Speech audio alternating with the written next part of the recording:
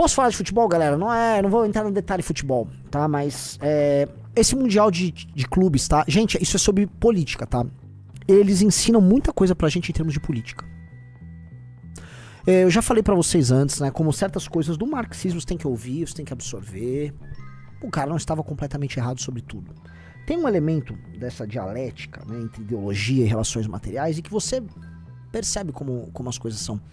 Houve uma construção ideológica de uma superioridade dos clubes europeus que justifica um tipo de mercado, de negócios, de business com grandes marcas mundiais que são os clubes europeus. Eles são marcas mundiais. A maior parte dos fãs do Real Madrid são espanhóis ou estão espalhados pelo mundo?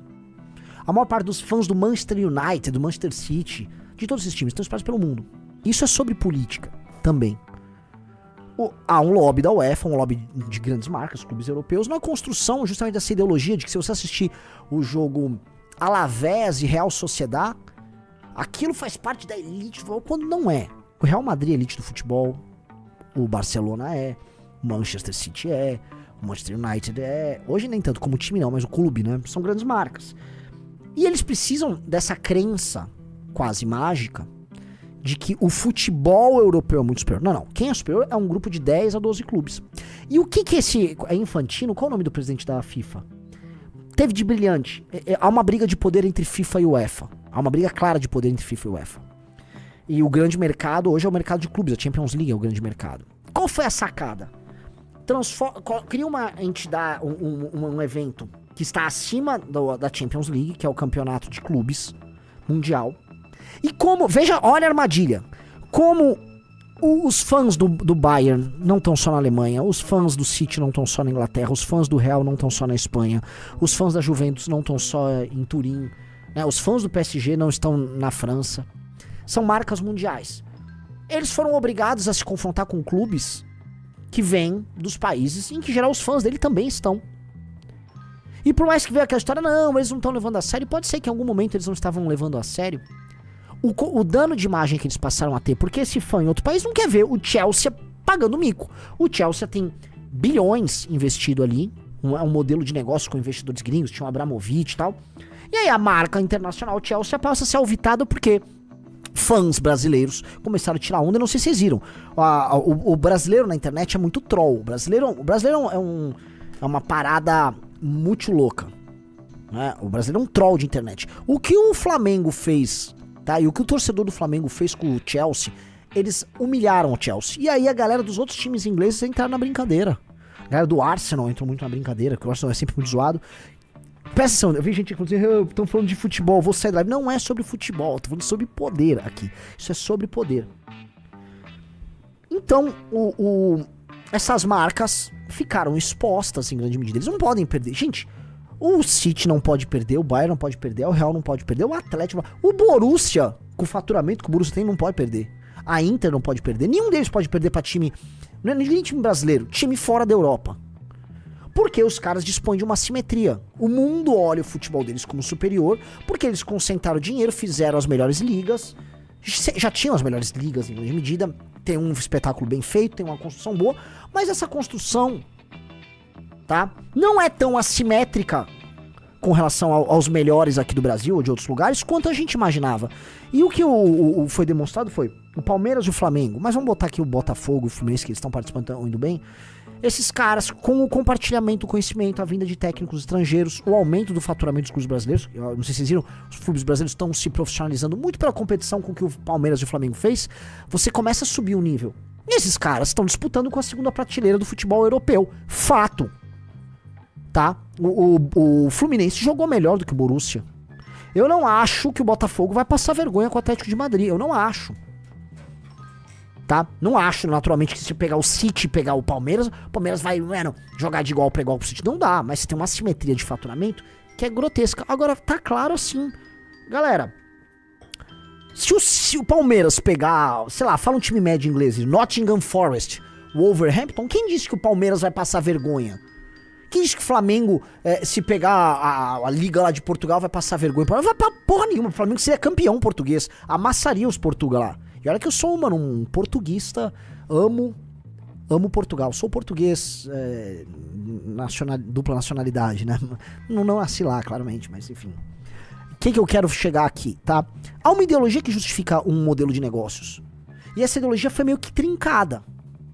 Pode ser que o que aconteça agora é a marca futebol brasileiro, se o Brasil for esperto, que tá sendo comentado, os youtubers do Chelsea, eu fui ver 2, 3 youtubers do Chelsea, Riso, comentando sobre o Flamengo, não param de falar do Flamengo. Então o Flamengo alugou, assim, um triplex na cabeça dos torcedores do Chelsea, eles humilharam os torcedores do Chelsea. Os caras falando de Flamengo, aí é um monte de cara brasileiro comentando nos vídeos dos caras. Os caras vão ter que começar a falar de futebol brasileiro. E se esse torneio se torna recorrente, você começa a criar times daqui como marcas mundiais. Eu me lembro na Copa de 2022, a idolatria que gente no terceiro mundo, especialmente Paquistão e Índia, tinha com Messi e Neymar. A gente pode ser um representante desse outro mundo. Sabe quem tá tentando fazer? Que fique claro, o mundo árabe. Com o dinheiro do petróleo deles, estão tentando levar os grandes jogadores lá deles e criar naquela liga da Arábia Saudita artificial pra tentar criar marcas concorrentes ao futebol europeu. Mas quem tem que fazer essa porra é a América Latina, sim. Somos nós e os nossos amigos argentinos, ou inimigos argentinos, chamem do que quiser. Somos nós, porque é aqui que sai a bagaça. E mais, pra ficar claro, não houvesse essa simetria financeira tão grande e tivesse uma realidade tipo dos anos 60. Se esses jogadores brasileiros que vão super bem nas ligas europeias estivessem aqui, se o Vini Júnior estivesse no Flamengo, o Vini Júnior e o Rodrigo estivessem no Flamengo, se o Alisson estivesse no Palmeiras, junto com o Endrick, não sei... Será que esses times brasileiros seriam, aí sim, tá? Piores do que a primeira prateleira? Tô jogando aqui. Se tiver grandes técnicos e tal, uma liga arrumada, né? Se a gente arrumar nossas bagunças, né? A gente tem tudo aqui é muito bagunçado. A infra tivesse bem feita, calendário bem feito e tal. Será que a gente não dava trabalho pra primeira prateleira mundial? Será que o Flamengo e o Palmeiras não pegavam o Real Madrid de igual pra igual? Não é a situação agora. Mas eu tô jogando na roda. Porque boa parte do que a gente chama de o futebol europeu... Gente, alguém aqui acha que a Liga Francesa é melhor do que o Brasileirão? A Liga Francesa tem o Paris Saint-Germain. Agora vai ver o resto lá. Alguém aqui acha que o Botafogo teria grandes problemas contra o Montpellier? Sei lá. Teria? Esse campeonato tá sendo um tapa na cara de todo mundo porque a gente comprou uma baixa autoestima numa coisa chamada futebol. E agora eu vou sair do futebol. E se a gente comprou essa baixa autoestima pra tudo? Em algumas poucas áreas onde a gente não deixa ideia merda e o próprio Estado destruir a gente, por exemplo, o agro, competimos de igual pra igual com os melhores. Tô errado? Tô errado? Não. Aviação, Embraer. Um setor topo do topo. Tamo lá brigando. Será que nós somos tão ruins assim? Será que tal qual no futebol nós temos um problema de governança? Um problema de pessoas inteligentes e bem intencionadas ocupando os lugares certos? Será que se a gente resolve esses postos de elite na administração do Brasil, como aconteceu com o Palmeiras, como aconteceu com o Flamengo, como aconteceu com o Botafogo, a gente não dá um salto? Gente, vejam, o Botafogo era um clube patético. Me desculpe os botafoguenses, que o Marcelo Brigadeiro me desculpe, que o André Marinho me desculpe, que o nosso grande André Guedes me desculpe. Quem mais? Rafa Luz me desculpe. O Botafogo era um time patético, digno de dó lá do Rio há muito tempo. Todo mundo zoava o Foguinho. Veio o John Textor, meteu uma grana, arrumou a administração em 2 anos. Os caras ganharam Libertadores, ganharam Brasileirão e ganharam anteontem do Paris Saint-Germain. Porra! Pra ter uma simetria de desempenho em que eles eram um foguinho, ninguém levava a sério, pra eles serem um fogão, é óbvio que é sobre gente certa, ocupando as posições certas e explorando as potencialidades e o material humano disponível de maneira certa. Tô errado, Riso? Não. Então, porra, o Brasil tem um problema gerencial, galera, colossal. Não tô falando que nós seremos os Estados Unidos, que nós seremos a maior das nações. Não, eu tô falando que a gente não precisa ser essa merda. E a pior coisa é a gente começar a acreditar que a gente é essa merda em tudo. Assim como a gente acha, tá, que o Brasil virou o Bostil, a gente achou que, por exemplo, o Borussia ia pegar o Fluminense e ia meter 5. Não meteu 5. Pode ser, eles tomaram 5 uma vez do Manchester City, né? Mas pode ser que não... Assim... Aí você vai diminuindo a diferença. Eu tô colocando isso, eu tô especulando, tô postando isso, porque são pistas que a realidade nos traz que quando você tem excelência, quando você sabe fazer um trabalho administrativo e se aproveita as nossas potencialidades, a gente não paga mico. Pelo contrário. Isso não é sobre futebol. Isso não é sobre futebol. Isso é sobre tudo.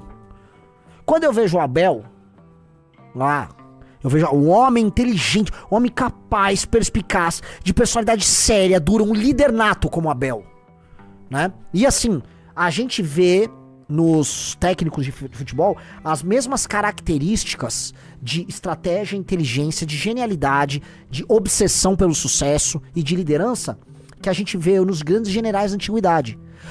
Você vai olhar pro Guardiola e você vai imaginar, puta que pariu, esse cara aqui é o Aníbal. Você vai ver o Abel aqui no Brasil e você fala, puta que pariu, tô vendo aqui o General Grant. Você olha pra esses caras e você fala... Você vê neles a figura do general, a figura do líder na guerra, da mente inteligente na guerra. Eu vejo o Abel falando, eu vejo um puta cara. Pega um Abel, pega uma administração séria, vê aquele Paulo Nobre, vê aquela Leila, corrige, arruma a dívida do Palmeiras, prepara o time sério. Eu sou São Paulino, eu vou falar alguma coisa do Palmeiras, eu vou assim me render ao Palmeiras. O Palmeiras é foda. Fizeram tudo que eu acho que a gente tem que fazer no Brasil. O Palmeiras fez o que a gente tem que fazer no Brasil. O Flamengo, mesma coisa. Puta roubalheira, negócio mulambo, mal administrado, uma merda. O Flamengo era uma merda, porque ele tinha um potencial de faturamento colossal. Aí resolveram arrumar, começou a arrumar, ferrou, que segura o Flamengo agora. Pega o Felipe Luiz, que é o técnico deles, brilhante, tem um técnico brilhante. Aí dinheiro, boa administração, investimento em gente inteligente, no caso do Felipe Luiz pra dar casa, sucesso. Será que a gente não pode fazer isso em outras áreas? Será que a gente é tão ruim assim quanto a gente... A gente não é tão ruim quanto a gente pensa. Um cara, Renan, não gosta do Rio de Janeiro. Experimenta ver eu falando de São Paulo, tá? Pelo amor de Deus. O Cheslana mandou 10 euros e falou: o Brasil precisa melhorar em questão de exportar sua Liga Nacional para o exterior. Antigamente dava pra fechar um plano pra assistir todos os jogos. Hoje não tem como assistir. Cheslana, primeiro eu queria te parabenizar que você montou um canal de YouTube e eu me peguei assistindo o vídeo do Cheslana. Sigam o Cheslana que tá no YouTube, tá?